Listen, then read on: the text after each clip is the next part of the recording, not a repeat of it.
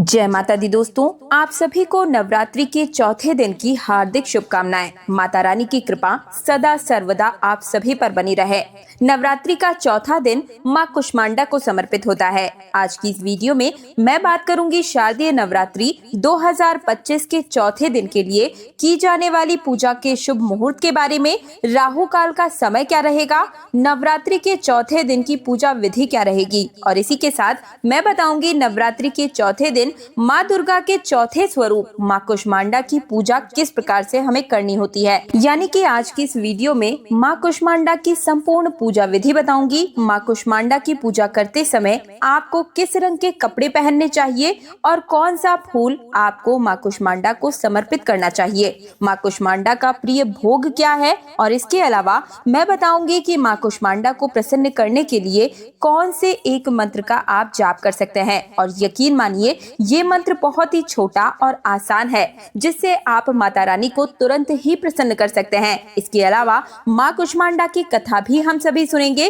साथ ही साथ नवरात्रि के चौथे दिन किए जाने वाले इच्छा पूर्ति उपाय भी आप सभी को बताऊंगी, जिसे करने से आप अपने मुंह मांगी मुराद को माता रानी से पूर्ण करवा सकते हैं। लेकिन वीडियो शुरू करने से पहले आप सभी से मेरा निवेदन है कि माँ कुष्मांडा के इस वीडियो को लाइक कर दीजिए, क्योंकि आपका एक छोटा सा लाइक हमारे लिए बहुत ही महत्वपूर्ण होता है। साथ ही कमेंट सेक्शन में जय माता दी, जय कुष्मांडा माता जरूर ही लिखिए, ताकि माता रानी का आशीर्वाद आप सभी पर बना रहे। तो चलिए बात करते हैं नवरात्रि के चौथे दिन की। नवरात्रि का चौथा दिन देवी दुर्गा के कुष्मांडा स्वरूप की पूजा की जाती है। माँ चंद्रघंटा को शांति, स्थिरता और साहस का प्रतीक माना जाता है। लेकिन देवी कुष्मांडा अपने भक्तों के कष्ट, रोग, शोक, संताप को नाश करती है, उनका हरण करती है। आपको बता दूं कि कुष्मांडा का अर्थ होता है कुम्हड़ा। माँ दुर्गा के असुरों के अत्याचार से संसार को मुक्त कराने के लिए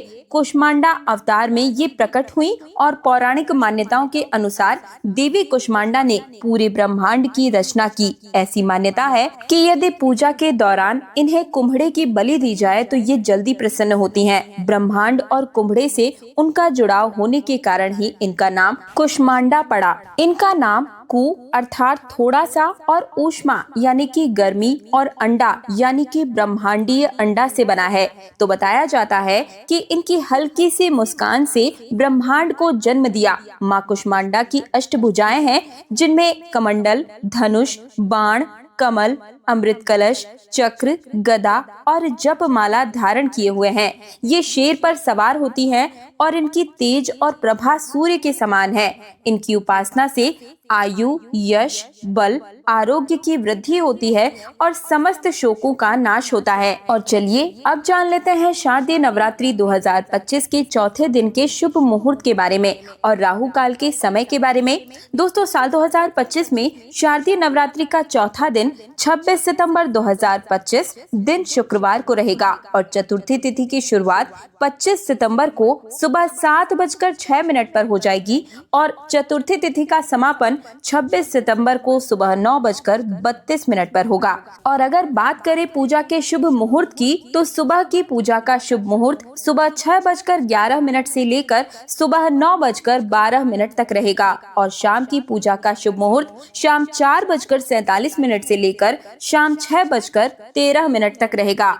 इस दिन अभिजीत मुहूर्त सुबह 11:48 से लेकर दोपहर 12:36 तक रहेगा। इस दिन सूर्योदय का समय सुबह 6:11 और सूर्यास्त का समय शाम 6:13 तक रहेगा। बात करें इस दिन के राहु काल की, तो ध्यान रहे कि राहु काल के दौरान किसी भी प्रकार के शुभ कार्य और पूजा पाठ नहीं करने चाहिए। तो इस दिन का राहु काल का समय रहेगा सुबह 10:42 से लेकर 12:12 तक। दोस्तों, राहु काल सबसे अशुभ समय होता है। इस दौरान हमें किसी भी प्रकार का कोई भी नया कार्य प्रारंभ नहीं करना चाहिए, कोई भी नई चीज नहीं खरीदनी चाहिए। बात करें इसकी पूजा विधि की, तो सूर्योदय से पहले उठकर स्नान आदि से निवृत्त हो और हरे रंग के वस्त्र धारण कर ले, कलश की पूजा कर उसका तिलक करें, और माँ कुष्मांडा का ध्यान करते हुए मंत्र का जाप करें। ओम देवी कुष्मांडाय नमः इस मंत्र का आप जाप कर सकते हैं। वैसे तो नवरात्र के चौथे दिन माँ कुष्मांडा की सभी प्रकार से विधि विधान से पूजा अर्चना करनी चाहिए, लेकिन इस दिन ज्यादा कुछ आप न कर पाए तो कम से कम सर्वप्रथम कलश और बाकी सभी देवी देवताओं की पूजा करें और इसके पश्चात एक लकड़ी की चौकी लें और उस पर स्वच्छ वस्त्र बिछाकर माँ कुष्मांडा की प्रतिमा अगर है तो उन्हें स्थापित करें, और अगर नहीं है तो माँ दुर्गा की प्रतिमा को आप स्थापित करके अपने मन में माँ कुष्मांडा का ध्यान करके भी इस पूजन को कर सकते हैं। इस दिन पूजन में बैठने के लिए हरे रंग के आसन का प्रयोग कीजिएगा, बहुत ही बेहतर होता है। स्वयं नारंगी रंग के भी वस्त्र आप पहन सकते हैं या फिर हरे रंग के वस्त्र भी आप पहन सकते हैं। इसके बाद में माता को जल, फूल, माला, अक्षत, रोली आदि समर्पित करें और नवरात्र के चौथे दिन माँ को मालपुआ का भोग जरूर ही लगाएं। इसके अलावा माता को पेठे का भोग भी आप लगा सकते हैं। इस दिन माता को प्रसन्न करने के लिए आप चमेली के फूल का प्रयोग कीजिएगा। चमेली के पुष्प से माता रानी बहुत जल्दी प्रसन्न हो जाती हैं। या इसके अलावा आप माता रानी को लाल रंग के पुष्प भी चढ़ा सकते हैं। इस दिन मालपुए का भोग लगाने के बाद आप किसी ब्राह्मण को दान भी अवश्य ही कीजिएगा। इससे आपकी हर प्रकार के विघ्न दूर होंगे। तत्पश्चात आप धूप दीप जलाकर माँ कुष्मांडा की कथा सुने और मंत्रों का जाप करें। इस दिन आप माँ कुष्मांडा के मंत्र या देवी सर्वभूतेषु माँ कुष्मांडा रूपेण संस्थित नमस्तस्यै नमस्तस्यै नमस्तस्यै नमो नमः इस मंत्र का भी आप जाप कर सकते हैं। या इसके अलावा ओम ऐं ह्रीं क्लीं कुष्मांडाय नमः मंत्र का भी आप जाप कर सकते हैं। आप कम से कम एक माला का जाप इस दिन अवश्य ही करें। इसके बाद आप माँ कुष्मांडा की आरती करके विधिवत पूजा कर संपन्न करें। तत्पश्चात आप अपने हाथों में एक पुष्प लेकर माँ कुष्मांडा का ध्यान करते हुए अपनी मनोकामना बोलें और इसके बाद आप ये फूल माँ कुष्मांडा के चरणों में समर्पित कर दें। इससे आपकी जो भी मनोकामना है वो माँ कुष्मांडा शीघ्र ही पूर्ण कर देंगी। चलिए अब सुनते हैं माँ कुष्मांडा की कथा। बड़े ही प्रेम भाव के साथ बोले जय हो कुष्मांडा मैया। इसी के साथ कमेंट सेक्शन में जय माँ कुष्मांडा भी लिखिएगा और वीडियो को लाइक कर दीजिएगा। प्राचीन काल में त्रिदेव ने सृष्टि की रचना का संकल्प लिया और उस समय संपूर्ण ब्रह्मांड में घना अंधकार व्याप्त था। समस्त सृष्टि एकदम शांत थी, ना कोई संगीत ना कोई ध्वनि, केवल एक गहरा सन्नाटा था। इस स्थिति में त्रिदेव ने जगत जननी आदि शक्ति माँ दुर्गा से सहायता की याचना की।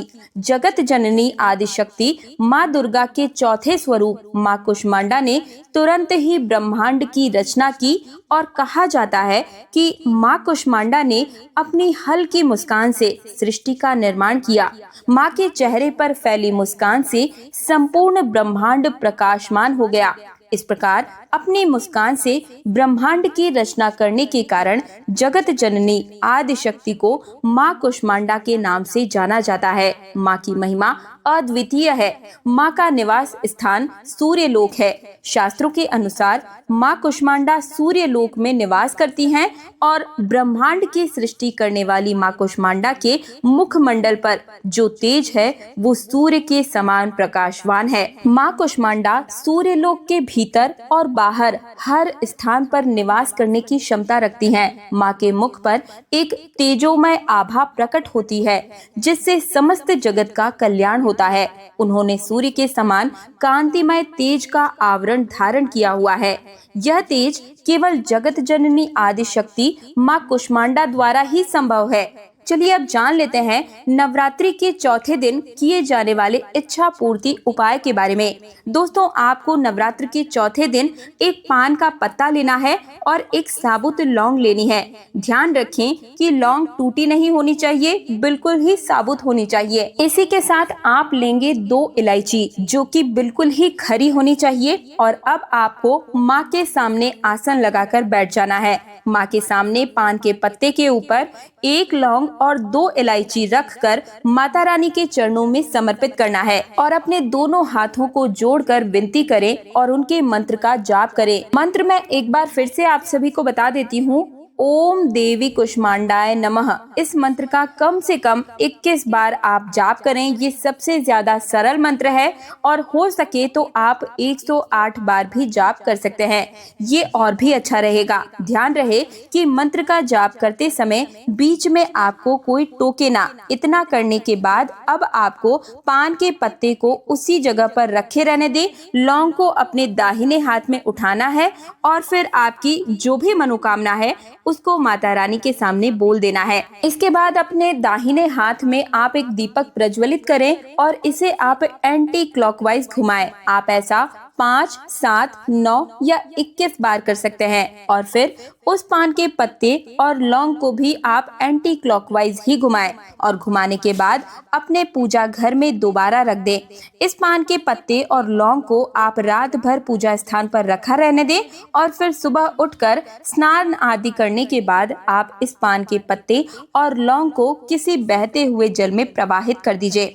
अगर आप इस आसान से उपाय को कर लेते हैं तो मानकर चलिए आपके ऊपर से बुरी बलाएं टल जाती है और आपके जो भी कार्य अब तक बिगड़ रहे थे वो बनना प्रारंभ हो जाती है और आपकी मनवांछित जो इच्छा है वो पूर्ण होने के संकेत भी आपको 24 घंटे के अंदर ही मिल जाते हैं। अगर आपको कहीं बहता हुआ जल ना मिले, नदी या तालाब ना मिले, तो आप किसी वृक्ष के नीचे या पीपल या बरगद की जड़ में भी इसे दबा सकते हैं।